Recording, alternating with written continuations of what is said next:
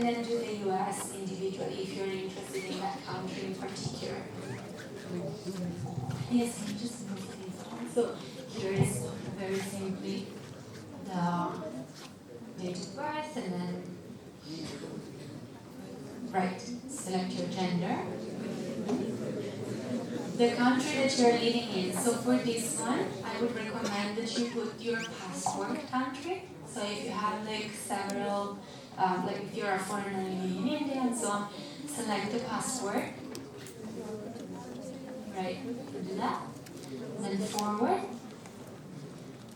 Now it should be exactly. So here we can leave it as it is for the moment, just for the sake of giving an example. But see, you have Australia as well, Canada, Germany, Hong Kong, India, Japan, Netherlands, and there's others in the list. So select this.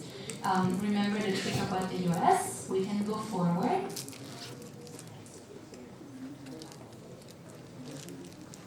So the personal section is complete. Once you complete the section, it will look green with the tick sign. Before it's complete, it will always look blue. We can now click on education. And this is where we can go and input our grades. Thank you so much. So, you are a school with different curricula in here, right? So we have IB, we have CIE, we have CBSE. The good news is that all of you can input your grades. So the CBSE is actually something that we added recently, exactly because we wanted our Indian students to be able to input their grades in the platform. So to do so, you click on New Grade on the upper right, and you select the curriculum that applies to you, right? And then from there, you'll be able to choose the subject, and then the grade that applies. Remember, be realistic with this. Exactly. So for the moment, we can leave it as it is and we can go forward. If you have selected the US, you'll also have the option to input your SAT grades in there if you have taken the SAT or the ACT, right? So you'll be able to input those grades as well in the next page. If we can go to the next one.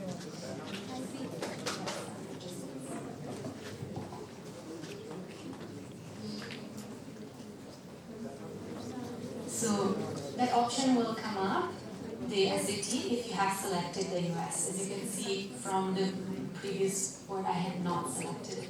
Then you have the subject interest. Let's go to that. In subject interest, the thing that I was mentioning before is that you can select an area and then a subfield and further subfields. So if we can go in there and if we can click onto the business one, please. Yes. When we open it up, we will see a list of subjects that are available in there, and we will be able to see the so-called subfields. So every time you find one that is interesting to you, click on Add.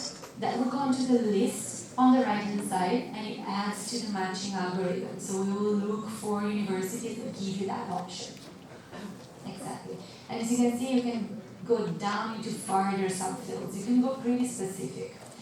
Again, if you know already which subject you want to study, you can use that search sign on the upper right and you can search for it directly. Cool. Can we click on to next? We will also ask you if you want to be matched with courses that are slightly different or slightly outside this area of interest. I would recommend that you select the yes, because sometimes the naming of the courses might be different and you might not have added something that is actually relevant to what you're interested in. And we only bring up subjects that are relevant, that are similar somehow. Okay, so that broadens a little bit your options. If we click on next again, we then will have to fill out the fourth part, which is the personal preferences. I wouldn't open this one because it has 10 questions and it's pretty long.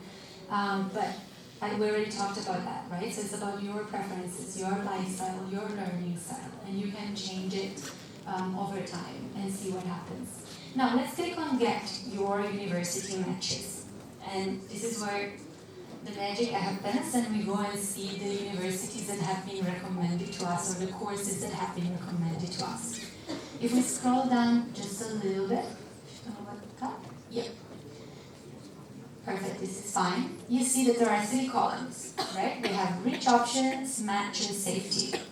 What does that mean? Yes? A rich school is a really school for your standard match is like equal, and safety is like a little bit. Right. Exactly. So what your colleague is saying is, it tells you how likely you are to get an offer from that university or from that course, and that is based on your grade. So those columns tell you basically the likelihood of getting an offer. The order from top to bottom depends on how well that course fits your preferences, how well it suits you and the preferences that you have expressed, right? So from here you see two buttons, discard and shortlist. Shortlist is if you want to take the university and save it in a separate space and be like, I'll research more about this, I'm interested. Discard is if you don't want to see that option again. You're like, I'm not really interested into, I don't know, Teesside University. I want to discard it, I can do that, right? And let's try to click on discard for policing at Teesside University. You'll see that the card will disappear. If you click on discard for the first university on the left, yes, that card will disappear and then the next best fit will come up, right? So you will have a new option on the top. Now if you scroll at the top of the page, we see that there's Indian options.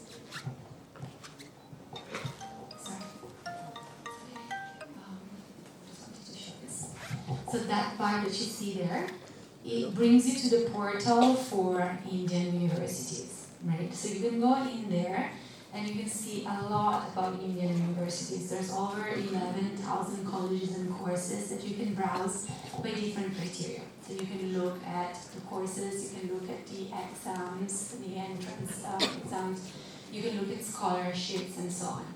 So you can find quite a lot of information in the Indian portal going from there. But because there's so much, it's a portal that exists outside the platform.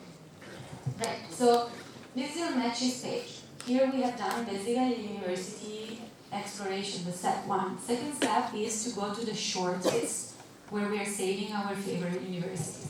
See at the top, in the middle, there's like the shortlist list. We have around 13 universities. What does one do with the shortlisted university? You research more about it. What kind of information would you like to research?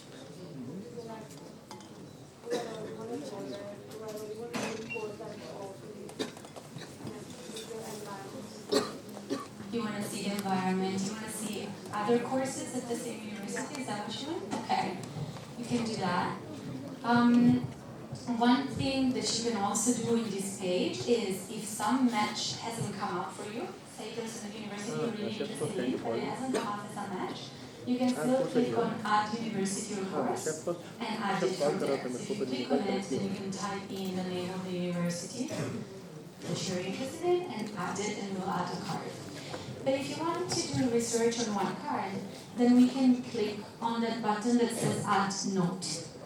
So on the right hand side of the card, right under the chance of acceptance, at the bottom here, add note, yes. So that will open up what we call the university card, right? So in there, you start doing your research. You add notes to a scrapbook. And you add these pieces of information that you think are important for you, either